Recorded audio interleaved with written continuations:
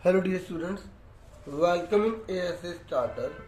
Dear students, इस video में मैं आपसे चैप्टर नंबर 4 और अगर हो सके तो और आगे के जो चैप्टर है वो डिस्कस करने की कोशिश करूँगा। ठीक है, तो टर्म सेकंड की हमारे एग्ज़ाम की प्रिपरेशन चल रही है, तो मैंने जो है चैप्टर 13 के जो इम्पोर्टेंट्स जो फुल फॉर्म से जो टॉपिक है उसकी वीडियो ऑलरेडी एक साल पहले बनाई थी, तो वो भी आप जरूर देख लेना।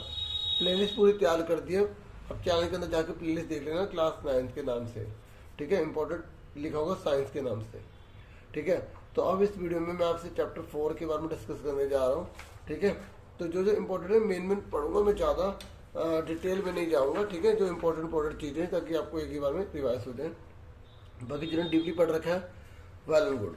देखो, सबसे पहले हम ईट पोगो नाच।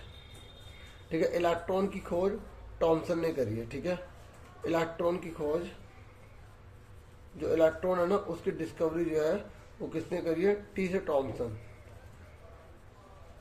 ठीक है, पी से प्रोटॉन है, प्रोटॉन की खोज किसने करी? ई गोल्डस्टीन ने करी है। ठीक है, और एन से का न्यूट्रॉन, और न्यूट्रॉन की खोज किसने करी है? चैडविक ने करी है, जे चैडविक। ठीक है, ये आपको पता होना चाहिए। ठीक है, और जो ये एटम है इसके अंदर ये जो न्यूक्लियस है, ठीक है, न्यूक्लियस मतलब नाभिक। ठीक है, न्यूक्लियस, तो इसकी खोज जो है वो किसने करी? रदरफोर्ड ने करी है। तो आपको ये डिस्कवरी पता होनी चाहिए। ठीक है, और अगर आपसे पूछेगा कि एटम के मतलब परमाणु के, ठीक है, देखो मैं दोनों में बताऊंगा क्योंकि अभी टाइम कम है, नहीं तो मैं अलग अलग वीडियो लाने की सोच रहा था, इतना टाइम मिल नहीं पाएगा। ठीक है, तो एटम इनके परमाणु, तो एटम के अगर आपसे सब एटॉमिक पूछे, सब एटॉमिक का मतलब होता है कि उसके अपरमाणु पूछे। अगर आपसे अपरमाणु पूछे तो आप बता देना, इसमें 3 होते हैं। इलेक्ट्रॉन होता है, प्रोटॉन होता है, ठीक है, हिंदी इंग्लिश में नाम सेम रहेंगे। ठीक है, और न्यूट्रॉन होता है। ठीक है, इलेक्ट्रॉन, प्रोटॉन सेम नाम रहेंगे, न्यूट्रॉन। ठीक है, और सबसे पहले जैसे यहाँ पर ना अगर हम देखेंगे तो हमें जे टॉमसन ने ना यहाँ पर हमें किसके बारे में बताया है? इलेक्ट्रॉन के बारे में उन्होंने आइडेंटिफाई किया था। और हालांकि इससे पहले ही जो है ना इलेक्ट्रॉन की खोज से पहले ई गोल्डस्टीन ने 1886 में, ठीक है, एक न्यू रेडिएशन की खोज कर दी थी। ठीक है, और उसका नाम था केनाल रे। ठीक है, तो आपको पता होना चाहिए। ये देखो, अगर केनाल रे के बारे में पूछेगा तो आपको ये बताना है जो केनाल किरणें है ना, देखो मैं पूरा नहीं बताऊंगा सर, मेन में जो केनाल रे उसकी खोज भी ई गोल्डस्टीन ने करी है। ठीक है, आपको ये याद होना चाहिए। ठीक है, किसने करी है? ई गोल्डस्टीन ने। क्लियर हो गया? ओके, अब सुनो, उसके बाद देखो, पता है क्या, अब हमने जो थर्ड चैप्टर पढ़ा था उसमें था कि भाई डाल्टन ने कहा था कि एटम जो इनडिविजिबल है, तो जब और रिसर्च होती चली गई तो नए नए जो सब एटॉमिक है पता चलते गए। ठीक है, जैसे हमें इलेक्ट्रॉन के बारे में पता लग गया, प्रोटॉन के बारे में पता लग गया, न्यूट्रॉन के बारे में पता लग गया। ठीक है, तो टॉमसन का क्या मॉडल था? ठीक है, देखो टॉमसन का जो मॉडल था ना, देखो किसी भी एक मॉडल में से एक पे क्वेश्चन आ सकता है या वो केस स्टडी में आ सकता है।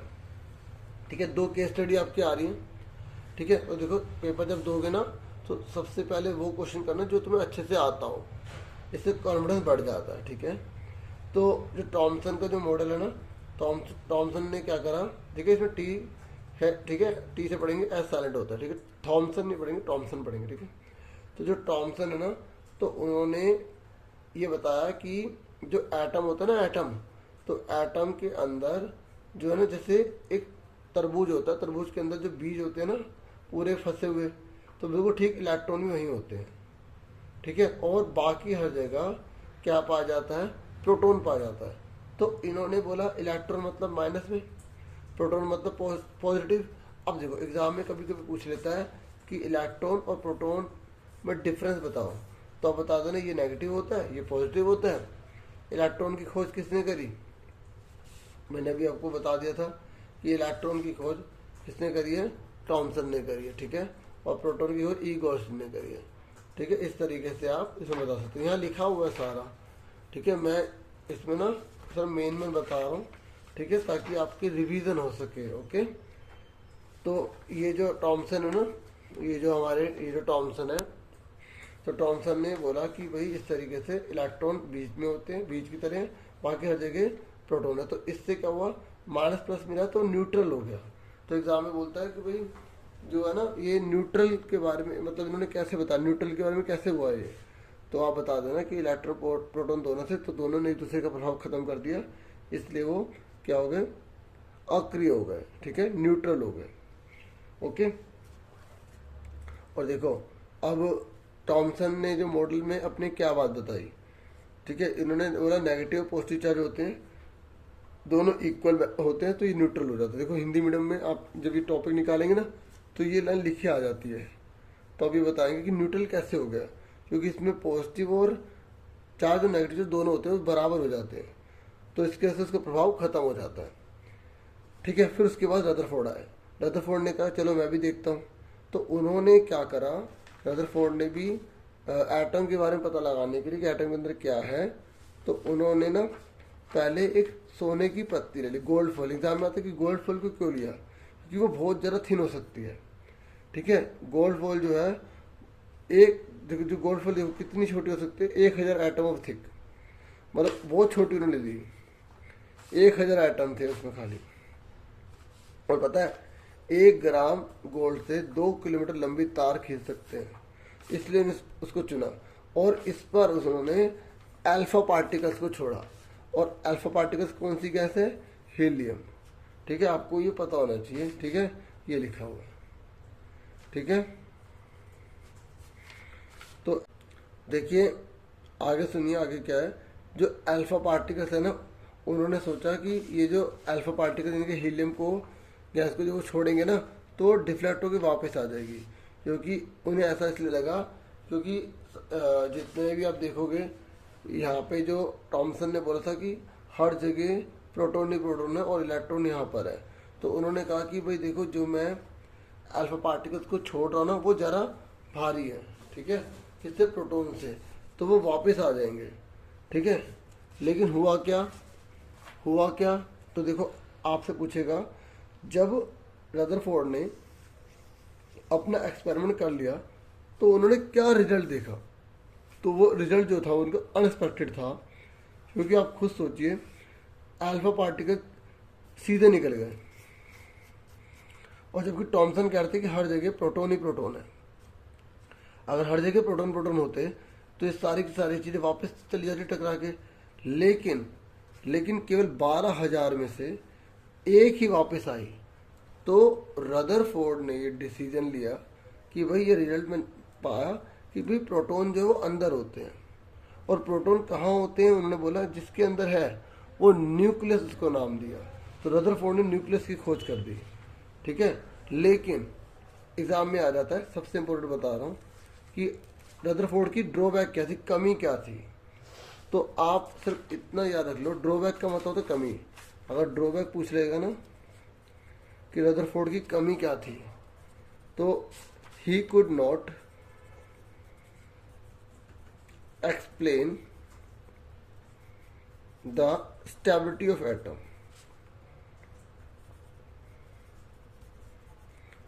वो एटम की स्टेबिलिटी के बारे में नहीं बता पाए, वह परमाणु की स्थिरता के बारे में नहीं बता पाए, ये उनकी सबसे बड़ी कमी थी, ठीक है। मतलब ऐसे करके ऐसे करके ऐसे करके ऐसे करके बना देना, वो ऐसे ही कह रहे थे। अगर ऐसे होगा तो फिर कोई एटम अगर स्टेबल ही नहीं है तो फिर वो अस्तित्व में कैसे रहेगा, ठीक है। देखो यहाँ दिखाता हूँ, यहाँ पे देखो, यहाँ पर आप पढ़ेंगे तो आपको पता लग जाएगा, ठीक है। इनका आइटम स्टेबल होते हैं, लेकिन वो इस चीज़ को नहीं बता पाए। मैंने बिल्कुल शॉर्ट में बता दिया, ठीक है, समझ में आ गया आपको, ठीक है। ये लाइन में आप क्या रखना he could not explain the stability of atom. ठीक है, उसके बाद बोर आए। तो बोर ने क्या करा, उन्होंने बोला कि ये जितने भी ये जो इलेक्ट्रॉन होते हैं वो अपने अपने ऑर्बिट में होते हैं। उन्होंने इलेक्ट्रॉन को सही से डिफाइन कर दिया। ठीक है, उन्होंने पहले वाले का नाम के रखा, दूसरे का एल, तीसरे वाले का एम रखा। ठीक है, तो जो केंद्रीय विद्यालय की वीडियो थी ना, उसमें मैंने इसके बारे में बता दिया था कि ये किस हिसाब से इसमें कितने इलेक्ट्रॉन आएंगे। तो के फॉर्मूला होता है 2n का स्क्वायर। तो के में पहले नंबर पे तो इसमें 1 पुट करेंगे, एल दूसरे नंबर पे तो 2 पुट करेंगे, एम तीसरे नंबर पे है तो 3 पुट करेंगे। ठीक है, क्योंकि अगर एग्जाम में आ जाएगा कि आप जो है इसका डिस्ट्रीब्यूशन दिखाइए कि कितने कितने आ सकते हैं, तो ये आपको बताना पड़ता है। ठीक है, और लेकिन लेंगे कितने, 8 लेंगे, केवल 8 ही लेते हैं। ठीक है, इसमें पहले वाले में के में 2 ही लेते हैं। ठीक है, एल में 8, एम में 8, लेकिन मैक्सिमम अगर आ जाए ना, मैक्सिमम कितने भर सकते हैं, तो इसमें 18 भर सकते हैं। ठीक है, 18 भर सकते हैं। और ठीक है, बोर का ये है ना कि एलिमेंट, देखो आपसे अगर बोर के मॉडल के बारे में बोलेगा तो आप इसमें के एलिमेंट के बारे में बता देना, और बता देना कि हर जो इलेक्ट्रॉन होते हैं वो अपने अपने ऑर्बिट पर घूमते हैं। ठीक है, अपने अपने कक्ष पर घूमते हैं। ठीक है, और न्यूट्रॉन की खोज जे चैटर्जी ने करी थी। मैंने अभी आपको शुरू में वीडियो में आपको बता दिया था। ठीक है, और ये सब आपको बनाने आते हैं। ये स्ट्रक्चर है, एग्जाम में जब स्ट्रक्चर बोलेगा तो स्ट्रक्चर बनाना है। कैसे बनाना है, जैसे देखो ये लिखा है हाइड्रोजन, तो हाइड्रोजन में 1 इलेक्ट्रॉन है तो बस ये बना दिया। फिर लिखा हीलियम, तो ये लाइन से आपको पता होनी चाहिए, तो ये 2 आ गए। ठीक है, और लिथियम इस तरीके से 1 2 ये 3 आ गए। इसमें 2 ही भर सकते हैं, पहले वाले में 2 ही भर सकते हैं। ठीक है, अब जैसे मान लो मैग्नीशियम है 12 है, तो अब कैसे भरेंगे, तो इसमें 2 ही भर सकते हैं, तो 2 भर के बचे 10, तो 1 2 3 4 5 6 7 8, तो मैं इसमें 9 नहीं डाल सकता, दूसरे वाले में 8 ही भर सकते हैं। फिर तीसरे वाले में कितने बचे, 8 10, 2 बचे 2 आ गए। ठीक है, अगर मान लो जैसे 18 है, तो अगर 18 भरना होता तो आप सोचो सर इसी में 18 ले ले, नहीं ना, अगर 18 तो देखो ये ऐसा बना है। ठीक है, देखो इसमें 2 भरे, इसमें 8, इसमें 8। ठीक है, जिसमें जितने चाहिए अगर वो उसमें उतने पूरे पूरे भरे होते ना, तो उसकी वैलेंसी 0 होती है। ठीक है, क्योंकि उससे किसी की जरूरत ही नहीं है। अब मैं इस टेबल को थोड़ा सा समझा देता हूँ। ठीक है, देखो अब ये क्वेश्चन कैसा आएगा, पहले थोड़े से टेबल समझ लो। ठीक है, देखो ये जो प्रोटॉन है, ये जो इलेक्ट्रॉन है, और ये जो एटॉमिक नंबर है, तीनों बराबर होते हैं, न्यूट्रॉन अलग होते हैं। ठीक है, सुन रहे हैं, और ये डिस्ट्रीब्यूशन ऑफ इलेक्ट्रॉन है, इसे इलेक्ट्रॉनिक कन्फिग्रेशन कहते हैं, मतलब इलेक्ट्रॉनिक विन्यास कहते हैं। तो अब अगर इसमें कितने प्रोटॉन है, 1, तो 1 ही आ गया, 1 इलेक्ट्रॉन 1 ही आ गया, क्योंकि तीनों सेम है ना, 2 है ना, तो 2 ही आ जाएगा। ठीक है, अब बताओ यहाँ 3 है तो कैसे आएगा, 3 2 यहाँ आएगा, 1 यहाँ आएगा, 4 तो क्या आएगा, 2 और 2 4, 5 2 और 3 5, 6 है तो 2 और 4 6। एग्जाम में आएगा, इसको पता है बोलेगा इलेक्ट्रॉनिक कन्फिग्रेशन बताइए, इलेक्ट्रॉनिक विन्यास बताइए, तो आपको पता है क्या बोलेगा, वो बोलेगा सोडियम का इलेक्ट्रॉनिक विन्यास बनाइए। तो आपको क्या करना होगा, जब सोडियम का बोलेगा ना, सोडियम का, तो आप KLMN बनाएंगे, और आपको याद होना चाहिए सोडियम 11 नंबर का होता है, तो 2 भर गए, फिर 8 और 1, इसमें 2 ही लेते हैं, इसमें 8 लेते हैं, इसमें भी 8 ही लेते हैं। ठीक है, अब मान लो मैंने बोला आप पोटेशियम को बताइए, पोटेशियम 19 होता है, तो 2 8 8 1, कैल्शियम का बनाइए तो 2 8 8 2।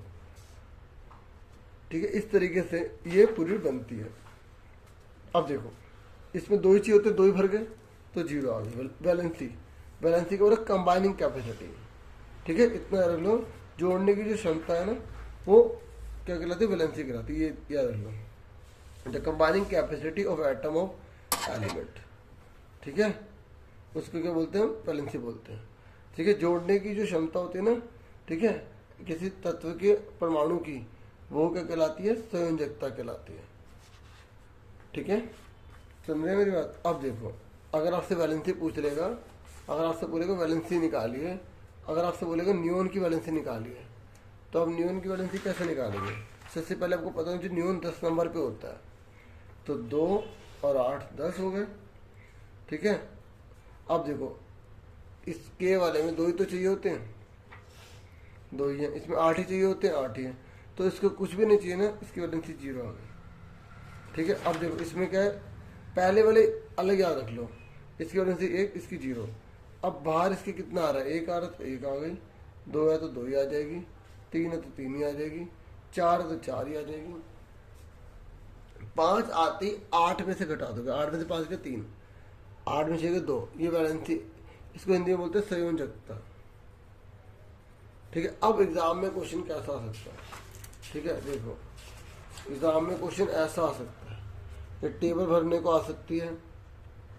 ठीक है, और ये टेबल भरने को आ सकती है, तो अब कैसे भरोगे, जैसे ये 9 लिखा है, तो इससे पहले मास नंबर निकालिए, तो जो मास नंबर है इसको बोलते हैं द्रव्यमान, द्रव्यमान संख्या।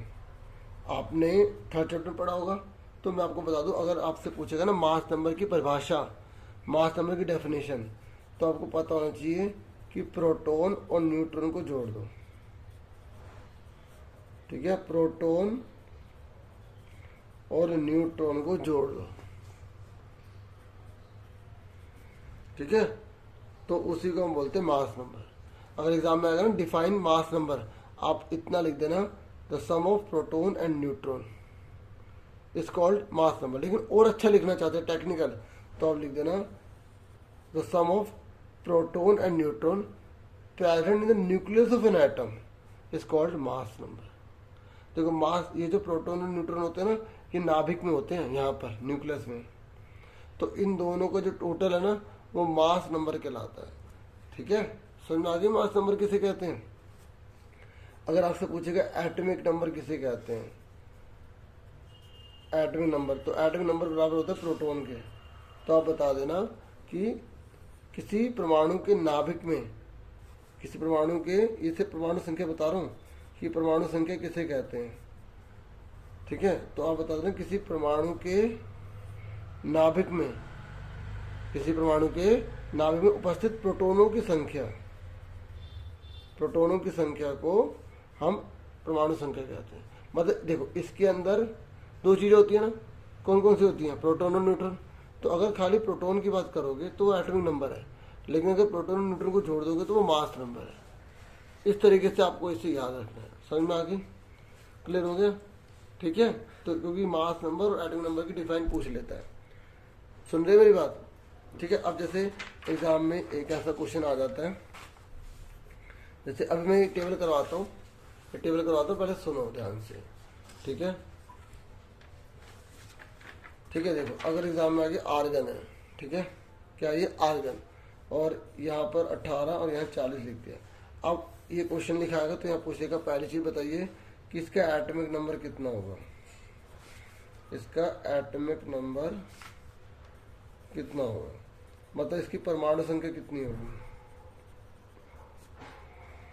ठीक है, इसकी परमाणु संख्या पूछ रहा है, तो आप इसकी परमाणु संख्या कितनी बताएंगे। जो नीचे लिखा होता है ना, ये परमाणु संख्या होता है। ठीक है, अगर आपसे पूछेगा कि इलेक्ट्रॉन बताइए कितने हैं, तो इलेक्ट्रॉन कितने हैं इसमें बताइए। जो परमाणु संख्या होती है वो तो इलेक्ट्रॉन होते हैं, तो मैंने कहा था ना 3 चीजें बराबर होती हैं। अगर आपसे इसमें पूछेगा प्रोटॉन कितने हैं, ठीक है, इंग्लिश में भी वही है इलेक्ट्रॉन, ठीक है, ई लिख देता हूँ, प्रोटॉन से पी, तो प्रोटॉन कितने हैं इसमें 18 ही है। ठीक है, और अगर आपसे पूछेगा न्यूट्रॉन कितने हैं, ठीक है, तो न्यूट्रॉन कितने बताएंगे आप, तो न्यूट्रॉन बताने के लिए 40 में से आप 18 घटा देंगे। ठीक है, 40 में से 18 घटा देंगे तो 22 आ जाएगा। अगर आपसे पूछेगा इसका मास नंबर कितना है, ठीक है, इसे न्यूट्रॉन ही बोलते हैं इंग्लिश में, नंबर, मास नंबर को हिंदी में बोलते हैं द्रव्यमान संख्या। क्या बोलते हैं? द्रव्यमान संख्या। तो आप बता सकते हैं कि द्रव्यमान संख्या कितनी है? तो ये जो ऊपर लिखा होता है ना, ये इसका वजन ही तो है, ये 40। तो इस तरीके का क्वेश्चन आ जाए तो आप बता दोगे ना। कोई भी और आ सकता है, जिसमें आर्गन का आएगा, ठीक है। क्लोरीन का आ सकता है, जैसे 17 लिख दिया या 35 लिख दिया, ठीक है। तो ये जो ऊपर वाली चीज होती है ना, ये मास होती है, नीचे वाली एटॉमिक नंबर होती है। और एटॉमिक नंबर का मतलब क्या, तीनों बराबर होते हैं, तो कुछ भी बोल सकता है। और न्यूट्रॉन अलग होते हैं। न्यूट्रॉन निकालने के लिए इसमें से घटा देंगे, 35 में 17 का 18, ठीक है। तो 18 जो है वो क्या कहलाएगा, वो न्यूट्रॉन कहलाएगा, ठीक है। अब इस टेबल पर आ जाओ। तो ये जो टेबल है इसको अब कैसे भरोगे? देखो मैंने आपको अच्छे समझा दिया। एटॉमिक नंबर को बोलते हैं परमाणु संख्या, ठीक है। हिंदी वाले हिंदी में बुक खोल लेना, ठीक है। और मास नंबर को बोलते हैं द्रव्यमान संख्या। तो अब आप देखो 9 दे रखा है, तो जितने परमाणु संख्या होगी, एटॉमिक नंबर होगा, उतने ही प्रोटॉन होंगे, उतने ही इलेक्ट्रॉन होंगे, है ना। अब इसमें मतलब मास नंबर, तो मास नंबर कैसे निकालते हैं? जो मास नंबर है वो कैसे निकालते हैं? मैंने अभी आपको सिखाया था कि जो मास नंबर है वो, ये देखो यही समझाया था ना, प्रोटॉन और न्यूट्रॉन को जोड़ के निकालते हैं। तो आपको यहाँ पर देखो प्रोटॉन भी दे रखा है, ठीक है, और न्यूट्रॉन भी दे रखा है। तो इन दोनों को जोड़ दो 19। देखो इन सबको बस जोड़ने लग जाना, क्योंकि ये तीनों तो बराबर होते हैं ना, ठीक है। और हमें इन तीनों में से किसी एक को इससे जोड़ना है, 19 आ गया। तो जो रूल लिखा होता है ना, रूल में लिखा होता है प्रोटॉन न्यूट्रॉन को, तो उसी को जोड़ो, ठीक है। लेकिन अगर आप इलेक्ट्रॉन को भी जोड़ लेंगे तो कोई दिक्कत नहीं है। समझ में आ रहा है? अब उसके बाद देखो इसने बोला इसका नाम क्या है। तो नाम आप तभी बता पाओगे जब आपको टेबल याद होगी, ठीक है। और ये टेबल याद है तो बढ़िया है। 9वें नंबर पे कौन होता है? फ्लोरीन होता है, तो आप फ्लोरीन लिख दोगे, ठीक है। आ रहा है समझ में? ओके। अब इसने बोला देखो यहाँ पे एटॉमिक नंबर दे दिया, यहाँ पर इसने मास नंबर दे दिया, न्यूट्रॉन पूछा, तो न्यूट्रॉन कैसे निकालते हैं, ठीक है। कैसे निकालते हैं? घटा के निकालते हैं, ठीक है। तो इसमें से आप घटा दें, 32 में 16 गए, 16 आ गए। प्रोटॉन कितने होंगे? जितने ये होते हैं, ये देखो ये मैंने डाल दिया है, तीनों बराबर होंगे, यहाँ भी 16, यहाँ भी 16, तो इसका नाम क्या? सल्फर लिखा हुआ पहले से ही। अभी 24 दे रखा है मास नंबर, प्रोटॉन 12, तो 12 है, तो ये भी, ये 12 होगा और ये 12 होगा, और ठीक है। और मास में से हम ये घटा देंगे प्रोटॉन, तो ये निकल जाएगा, हाँ या ना। इसमें से घटाने पर ही निकलेगा, ठीक है। समझे मेरी बात? तो 12 आ गया। अब उसके बाद देखो यहाँ 2 लिखा है, ठीक है, और यहाँ पर लिखा है 1, तो ये 1 लिखा है, तो ये भी 1 होगा, ये भी 1 होगा, और 2 में से 1 है, ये 1 आ गया, ठीक है। समझे मेरी बात? ठीक है। उसके बाद नेक्स्ट पर आ जाओ। ये देखो 0 लिखा है, 1 लिखा है, तो ये तो यहाँ पर कितना आएगा एटॉमिक नंबर? 1 है, तो 1 ही आ जाएगा। इस तरीके से सबके नाम आप बता देंगे, ठीक है। नाम कैसे बताएंगे? कि 1 है एटॉमिक नंबर इसका, ठीक है, तो ये क्या हो गया? हमारा हाइड्रोजन हो जाएगा, ओके। पर एक बात सुन लीजिए, यहाँ पर एटॉमिक नंबर और मास नंबर जो है वो बराबर है, ठीक है। तो अब आप यहाँ देखिए, यहाँ 1 है, 0 होता है, ठीक है, तो यहाँ बराबर आप हाइड्रोजन लिख सकते हैं। आप ये भी बता सकते हैं उसका जो आइसोटॉप है। अब यहाँ देखो, यहाँ पर एटॉमिक नंबर क्या आ रहा है? यहाँ पर 1 और 1, यहाँ 2 आ रहा है मास, लेकिन एटॉमिक नंबर इसका भी 1 आ रहा है। तो आप जो है ये बताएंगे, ठीक है। देखो मैं आपको दिखाता हूँ, ये रहा, देखो ये रहा, ये रहा, ये ड्यूट्रियम है, ठीक है, ये प्रोटियम है, 1 और 1 3 वाला होता है ट्रिटियम। ये हाइड्रोजन के होते हैं, खाली ये आइसोटॉप्स होते हैं। अब मैं समझाऊंगा इनको भी, ठीक है। समझाओगे तो इसका आंसर में आप ये लिखेंगे, ये देखो ये 2 आ रहा है ना ऊपर, तो इसका नाम आप ड्यूटेरियम लिख देंगे, ठीक है, ओके। समझ में आ गया? आप हाइड्रोजन स्पीशीज बोलिए तो आप हाइड्रोजन भी लिख सकते हैं। समझ में आ रहा है? एटॉमिक नंबर इसका 1 है ना, ये देखो, तो एटॉमिक नंबर 1 किसका होता है? हाइड्रोजन का होता है। चलिए ऐसे जनरल नॉलेज में फटाफट क्वेश्चन बताओ। ये कह रहा है जो सोडियम है ना, सोडियम, तो उसका इलेक्ट्रॉनिक कन्फिग्रेशन कौन सा है? हिंदी में इसको बोलते हैं इलेक्ट्रॉनिक को, कन्फिग्रेशन को इलेक्ट्रॉनिक विन्यास, इलेक्ट्रॉनिक विन्यास, ठीक है। और अभी तक जिसने लाइक नहीं किया तो लाइक कर देना, ठीक है। अचानक ध्यान में आएगा तो मैंने बोल दिया, ठीक है। तो इलेक्ट्रॉनिक कॉन्फ़िगरेशन है। तो सोडियम का क्या होगा, देखो ये इलेक्ट्रॉनिक विन्यास यही वाला है जो मैंने अभी आपको समझाया था, ये जो K11 होता है, ठीक है। अब बता था ना। अब बताओ सोडियम, पहले तो आपको पता होना चाहिए सोडियम कौन से नंबर पे होता है, अब 11 नंबर पे होता है। तो KLMN फटाफट बना लो, ठीक है। तो पहले वाले में 2 भर के बचे कितने, 9 बचे, ठीक है। तो 8 इसमें चलेगा, बचा 1, ठीक है। यहाँ 8 ही ले सकते हैं, 2 ही ले सकते हैं, तो ये 1 बचा, तो आंसर आ गया, ठीक है। तो कौन सा आंसर होगा इसका, देखो ये कैसे कर रहा है, 8 पहले कभी हो सकते हैं, तो पहले गलत है, 10 ये पहले गलत है, और ये देखो बीच में 1 कर दिया, 8 थी, ये वैसे ही गलत है। ऐसे करोगे माइंड में बैठता है, ये बिल्कुल पैटर्न भी सही है, तो 2 8 का आ गया, ठीक है। अच्छा ये वाला बताओ फटाफट जल्दी से, अपने आप बताना, ठीक है। बताओ वैलेंस इलेक्ट्रॉन कितने हैं इसके, देखो Cl ऊपर यहाँ माइनस लगा हुआ है, देखिए मेरी बात सुनिए। क्लोरीन आप बोलेंगे सर 17, बेटा अगर आपने 17 बोला ना तो आपने ये कर दिया इसका खतरा, ठीक है। तो इसने बोला वैलेंस इलेक्ट्रॉन बताने हैं, और वैलेंस इलेक्ट्रॉन का मतलब पता है क्या है, हिंदी में होता है संयोजक इलेक्ट्रॉन, संयोजक इलेक्ट्रॉन, ठीक है। तो जब भी संयोजक इलेक्ट्रॉन पूछता है, ठीक है, तो मैंने अभी आपको संयोजक इलेक्ट्रॉन समझाया नहीं है, तो पहले संयोजक इलेक्ट्रॉन समझा देता हूँ। देखो सुन लो पहले, देखो ये क्या है, एक है ना, एक है ना, तो आपने 1 लिखा, ठीक है। 2 है ना, मतलब जैसे 2 है तो इसमें 2 भर दिया, तो 3 वाले में आप क्या कर रहे थे, या 2 या 1 लिख रहे थे, है ना। और यहाँ 4 है तो इसमें 2 और 2 लिख रहे थे, या 5 है तो 2 और 3 लिख रहे थे, 6 है तो 2 और 4 लिख रहे थे, है ना, लिख रहे थे नहीं लिख रहे थे, और 7 है तो 2 और 5 लिख रहे थे, है ना। तो मैंने आपको बताया वैलेंसी क्या होती है, बाहर अगर 1 लिखा तो 1, या पूरा भर गया तो 0 हो गई, और जिसका 0 आ रहा है, देखो एक हीलियम का 0 आ रहा है, ठीक है, और ये एक नियोन का 0 आ रहा है, और एक आर्गन का, इनको अक्रिय गैसें कहते हैं, इनर्ट गैस कहते हैं, इनर्ट गैस, ठीक है। तो आपसे अगर पूछेगा नोबेल गैस, इनर्ट गैस, तो आप इन तीनों के नाम बता देना, ठीक है। 0 है क्योंकि ये किससे लेते देते नहीं है। अब सुनो मेरी बात, हाइड्रोजन का यहाँ पर 1 है ना, हीलियम का यहाँ पर कितना है, 2।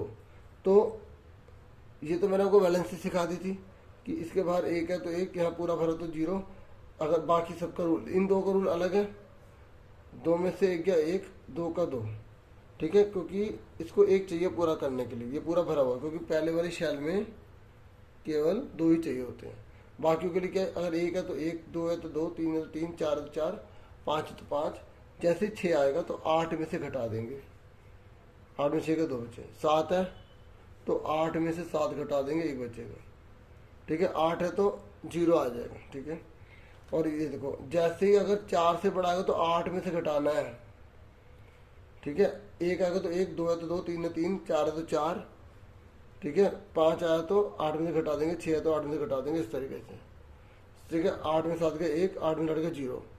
अब वैलेंस इलेक्ट्रॉन क्या होते हैं, बैलेंस इलेक्ट्रॉन नहीं होते, अगर इसके बाहर 1 लिखा है ना तो 1 ही है, 2 है तो 2 ही है, इसके बाहर 1 है तो 1 ही है, 2 है तो 2 ही है, ये बैलेंस इलेक्ट्रॉन होते हैं। समझ में आ गई। अगर मैं आपसे पूछूं कि क्लोरीन का 17 नंबर पे है, ठीक है, मैंने पूछा इसका वैलेंस इलेक्ट्रॉन क्या होगा, तो यहाँ पे कितना है 7, सबसे बाहर वाले में कितना है तो 7 आंसर होगा। ऐसे आर्गन का है तो बाहर कितना 8, तो 8 आंसर होगा। अब आप बोलोगे सर ये जो क्लोरीन है तो इसका 7 आंसर होगा, पर 7 तो ऑप्शन में नहीं दे रखा। अब सुनो, यहाँ पर बच्चों माइनस लिखा हुआ है, जब माइनस लिखा हुआ तो इसमें 1 इलेक्ट्रॉन किससे ले रखा है, और 1 ले रखा तो 7, इसके बाद पहले से 1 और होगा, 8 आएगा इसका आंसर। समझ में आ गई आपको, सुन रहे मेरी बात, तो 8 आ जाएगा, ठीक है। और क्लियर हो गया। अब जैसे मान लो यहाँ पे सोडियम लिखा है, इसके ऊपर प्लस लिखा है, तो बताओ इसकी जो है ना वैलेंस इलेक्ट्रॉन कितना आएगा, ठीक है, इसका 8 आएगा, क्योंकि देखो इसका प्लस लिखा है, अगर प्लस ना लिखा होता तो 8 1 होता, ये गायब हो जाएगा। प्लस लिखा तो इसने किसी एक को दे दिया, ठीक है। अब इसमें इलेक्ट्रॉन कितने बचे, 10 बचे। इसमें इलेक्ट्रॉन कितने हो गए, 17 से 1 ले लिया तो 18 होगा। माइनस है तो जोड़ना है, प्लस है तो 1 घटाना है, ठीक है, याद रखना इस बात को। अब देखो इसमें जो इम्पोर्टेंट क्वेश्चन है, ठीक है, एक ये आ जाता है, ये कह रहा है एक एक्स है ये वाई है, तो प्रोटॉन 6 है, इसमें 6 है, न्यूट्रॉन इसमें 6 है, इसमें 8 है, तो ये कह रहा है तो इसका पहले मास नंबर निकालिए। तो मास कैसे निकालते हैं बच्चों, मास कैसे निकालते हैं, प्रोटॉन और न्यूट्रॉन को जोड़ के। तो एक्स का प्रोटॉन न्यूट्रॉन जोड़ेंगे तो कितना आएगा, एक्स का मास कितना आ गया 12, और वाई का मास कितना आ जाएगा, मास मतलब द्रव्यमान, ठीक है, द्रव्यमान कितना आ जाएगा 14। तो अब इसे बोला है कि इसकी स्पीशीज बताओ। देखो जब एटॉमिक नंबर सेम है, मतलब दोनों के प्रोटॉन सेम है लेकिन मास नंबर अलग है, तो उसे आइसोटोप कहते हैं। तो आपको इसका आंसर आइसोटोप्स लिखना है, ठीक है। अब थोड़ा सा मैं एक और भी बता दूं इम्पोर्टेंट जो है, देखो अगर आपसे पूछेगा ना कि एटॉमिक नंबर किसे कहते हैं, तो आप बता देना कि प्रोटॉन जो है वो एटम के न्यूक्लियस में होते हैं, उसी को एटॉमिक नंबर कहते हैं, ठीक है। The number of proton present in the nucleus of atom is called atomic number, ठीक है। इसको जेड से डिनोट करते हैं, इसका सिंबल होता है जेड, ठीक है। मैंने भी लिखवाया था ना आपको, वही वाला याद रखना।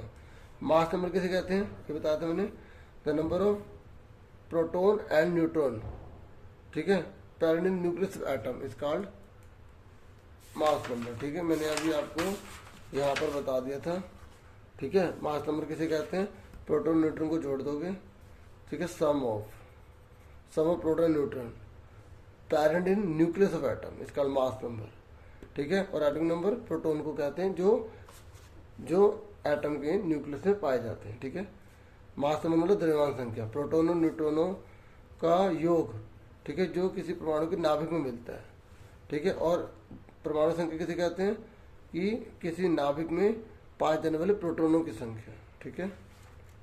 और उसके बाद ये देखो मैंने ये आपको बता दिया था ना कि ऊपर मास नंबर होता है, नीचे एटॉमिक नंबर होता है, जैसे ये लिखा हुआ है ना, तो ये क्या है परमाणु संख्या और ये क्या मास नंबर। अब इसे आता है ना न्यूमेरिकल एग्जाम में आ जाता है, ठीक है। अब आगे सुनो, आइसोटोप किसे कहते हैं, देखो सिंपल याद रख लो, अगर एटॉमिक नंबर सेम है, एटॉमिक नंबर पहले इंग्लिश में सुन लो, एटॉमिक नंबर सेम है और मास नंबर डिफरेंट है, ठीक है। अगर परमाणु संख्या समान है,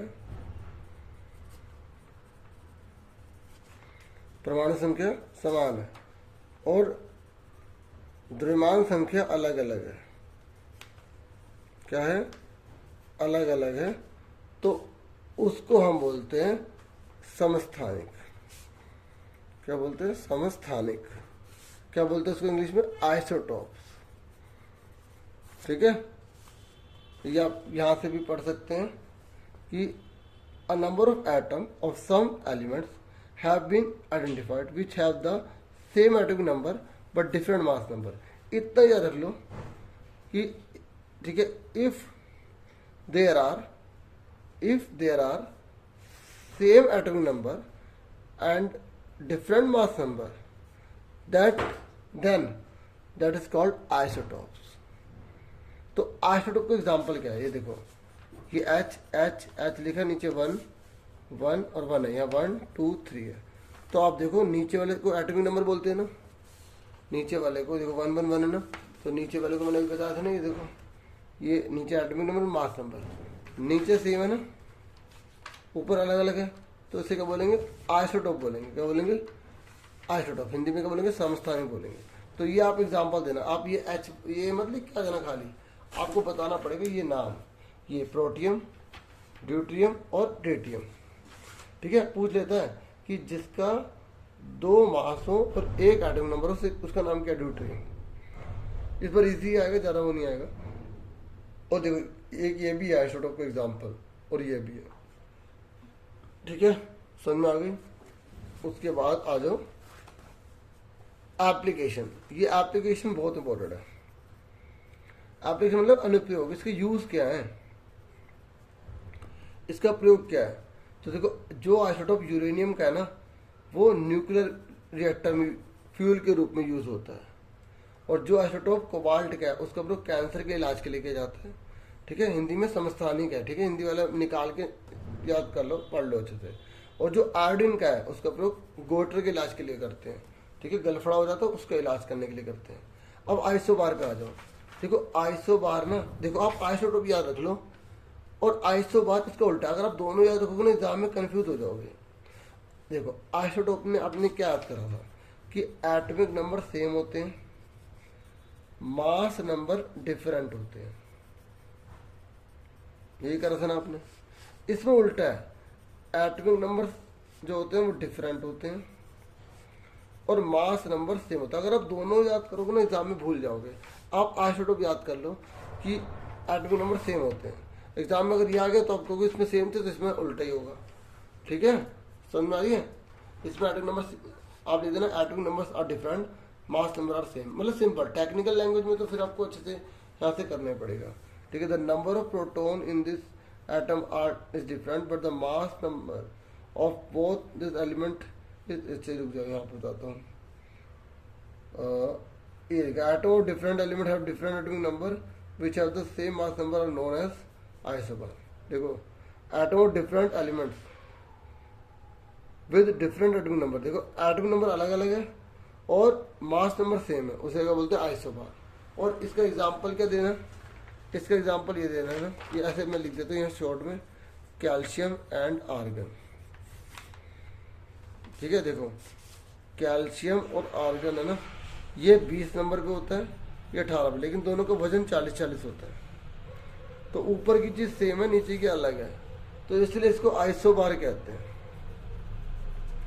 ठीक है, आइसोबार को ना हिंदी में संभारिक कहते हैं। ठीक है, तो इससे मैं बुक दिखा रहा हूँ कि आप थोड़ा बुक की हेल्प ले लेना। ठीक है, तो संभारिक में क्या होता है, परमाणु संख्या जो होती है वो अलग होती है और द्रव्यमान संख्या जो होती है वो समान होती है। ठीक है, तो मैंने क्या कहा, एक याद रखोगे तो दूसरा उसका उल्टा कर देना। ठीक है, तो अब एक दो न्यूमेरिकल और कर लेते हैं। ठीक है, बाकी तो मैंने इसके मेन आपको बता दिए। ठीक है, वैलेंसी का बता दिया, इन्हें बोला सिलिकॉन और ऑक्सीजन की वैलेंसी बताइए। तो सिलिकॉन आपको पता होना चाहिए कितने नंबर पे होता है, 14 नंबर पे होता है, तो उसकी वैलेंसी कितनी आ गई, 4।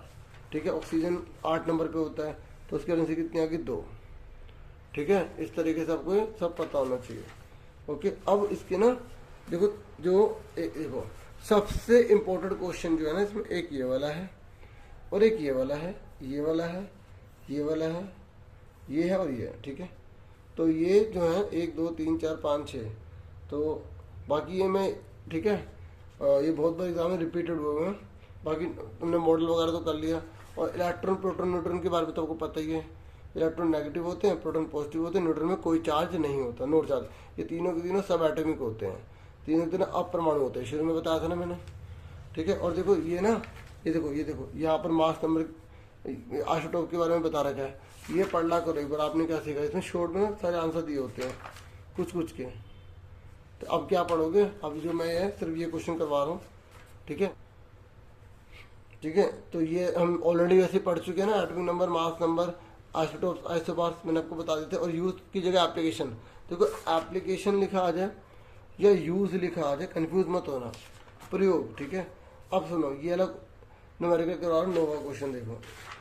जब ये कह रहा है ये जो सोडियम है ना, ये पूरी तरह से भरा होता है, क्यों, ये पूरी तरह भरा क्यों होता है, देखो सोडियम है ना, Na, आप बोल पहले KLM बना देना।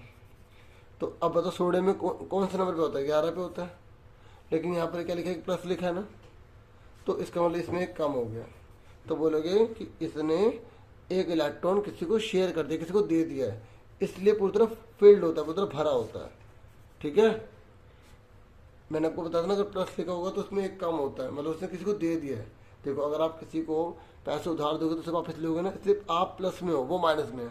इसलिए अगर जब प्लस होता है तो आप किसी को दे देते हो, माइनस होता है तो आप किसी से ले लेते हो। ठीक है, अब जैसे क्लोरीन का ये, इसका मतलब क्या है, इसका मतलब ये है कि यहाँ 2 है, यहाँ 8 है और यहाँ 8 है।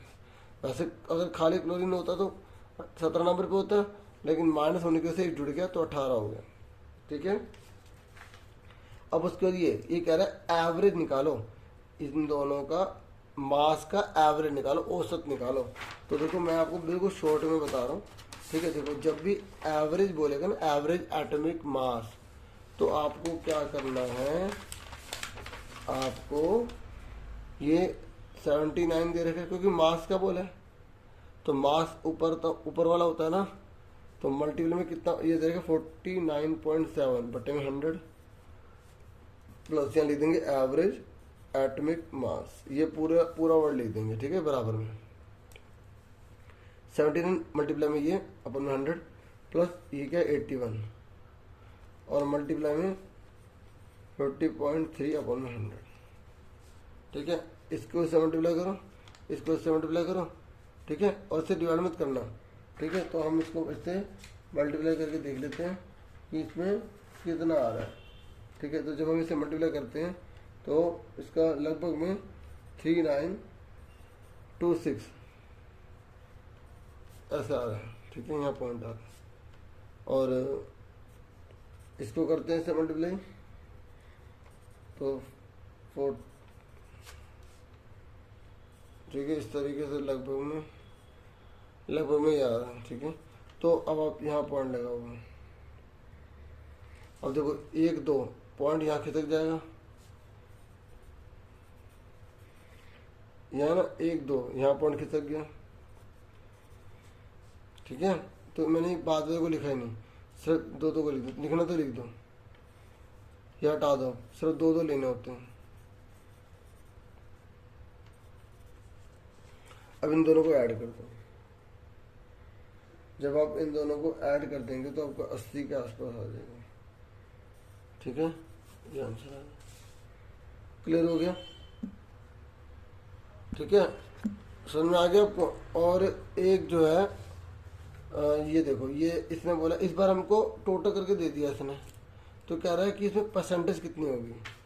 तो बिल्कुल इसको आसान तरीके से मैं बता देता हूँ, ठीक है।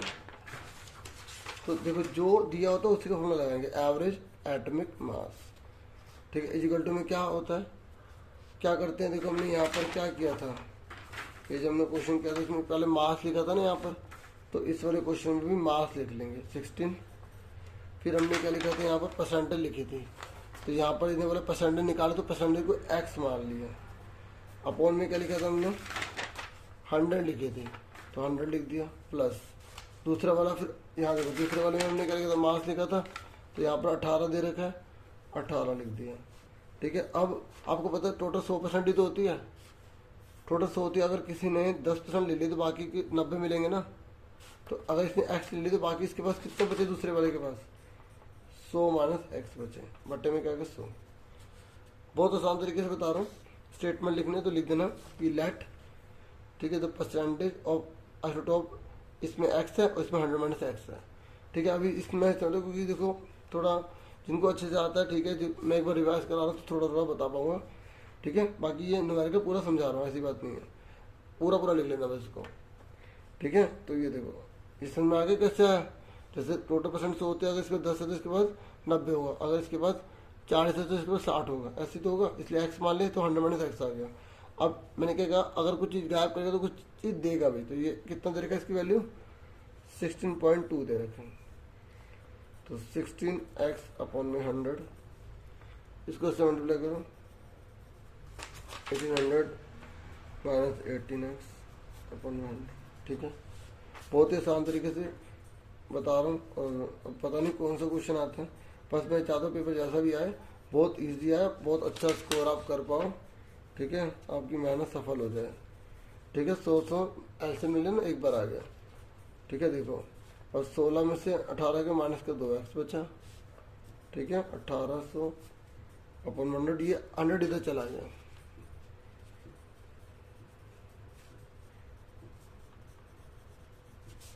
इसको इससे मल्टीप्लाई करो 1620, ठीक है। ये प्लस का 1800 जाके माइनस का हो गया, 1800 में 1620 के कितने बचे, 180 बचे माइनस के, और ये माइनस का 2 बटे में चला गया, तो x कितने का आ गया 90 आ गया। ठीक है, तो अब पहले वाले में 90 है, तो 90 दूसरे में 100 में से 90 के 10। ठीक है, तो आप ये लिख देना, ये जो है ना ये इसमें 90% है और दूसरे वाले में 10% है। ठीक है, उसकी वजह से बोला जेड में 3 है, तो कह रहे इसकी वैलेंसी निकालो। तो वैलेंसी निकालने आपको आती है ना, सबसे पहले वैलेंसी निकालने से पहले आप ये बना ला करो। तो 3 है तो पहले वाले में 2 भर के 1, तो वैलेंसी 1 आ गई। तो मैंने अभी आपको बताया था कि अगर बाहर वाले में 1 है तो 1 है, इसका 2 है तो इसका 0, बाकी इस 1 है तो 1, 2 है तो 2, 3 है 3, 4 है 4, 5 है तो 8 में से 5 घटाएंगे। जैसे ही 5 से बड़ा आएगा घटाएंगे। बस इन 2 वाले के लिए अलग नियम है क्योंकि इसमें 2 तक होता है ना, बाकी सब में 8 लेते हैं। ठीक है, समझ में आ गया? तो देखो मैंने पूरी कोशिश की है इसमें मेन सब बताने की। ठीक है, और उम्मीद करते चैप्टर क्लियर हो गया होगा काफ़ी हद तक, और खूब मन लगा के पढ़ना। ठीक है, रिवाइज कर लेना अच्छे से, और ऑल द बेस्ट। ठीक है, और ये सब एटॉमिक बता दिए थे ना मैंने आपको, प्रोटॉन, न्यूट्रॉन और इलेक्ट्रॉन होते हैं। ठीक है, और वीडियो को लाइक, चैनल को सब्सक्राइब, शेयर कर देना। ठीक है, और जो मैंने एक बना रखा है ब्लॉग का, तो उस पर भी मैं वीडियोस बाद में लाऊंगा। अभी तो पेपर चल रहे हैं ना आपके, फिर टाइम के चलेंगे, उसके बाद वीडियोस लाऊंगा। तो प्लीज़ चैनल को सब्सक्राइब जरूर करना। Thank you for watching and listening carefully. Take care yourself students, all the best मेरी तरफ से आप सबको। ठीक है, बाकी मैं कोशिश करूंगा कि एक आधी और वीडियो ले आऊँ आपके लिए। ठीक है, थैंक यू वंस अगेन।